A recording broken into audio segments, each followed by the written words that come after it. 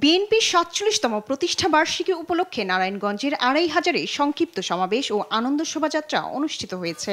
ডাকবাংলো চত্বর থেকে শোভাযাত্রাটি শুরু হয়ে গোপালদিতে গিয়ে শেষ হয়। সমাবেশে বক্তব্য রাখেন কেন্দ্রীয় মহিলা দলের সাংগঠনিক সম্পাদক পারভিন আক্তার।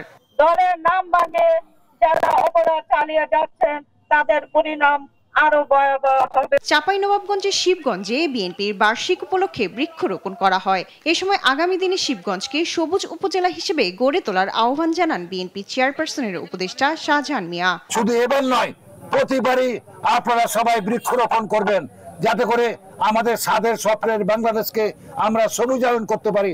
তারেক রহমান খুব তাড়াতাড়ি দেশে ফিরবেন, তাকে বরণের প্রস্তুতি চলছে বলে জানিয়েছেন বিএনপির ভাইস চেয়ারম্যান আহমেদ আজম খান। টাঙ্গাইল বাসাইলে বিএনপির প্রতিষ্ঠা বার্ষিকীর অনুষ্ঠানে এসব কথা বলেন তিনি। আমাদের নেতা দেশনায়ক তারেক রহমান খুব তাড়াতাড়ি দেশে ফিরবেন, তার আসার জন্য আমরা প্রস্তুতি গ্রহণ করছি। তিনিও বাংলাদেশে আসার প্রস্তুতি নিচ্ছেন। কুমিল্লার মনোহরগঞ্জে বর্ণাঢ্য র্যালি সমাবেশ সহ নানা কর্মসূচি পালন করেছেন নেতাকর্মীরা।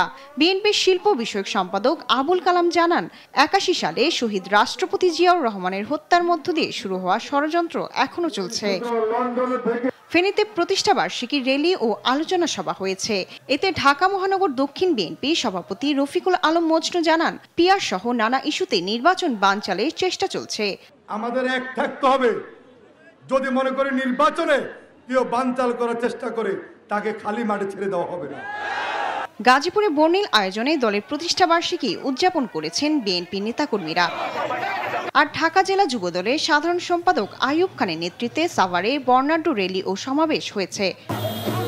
শায়লা খান, নিউজ ডেস্ক, দেশ টিভি।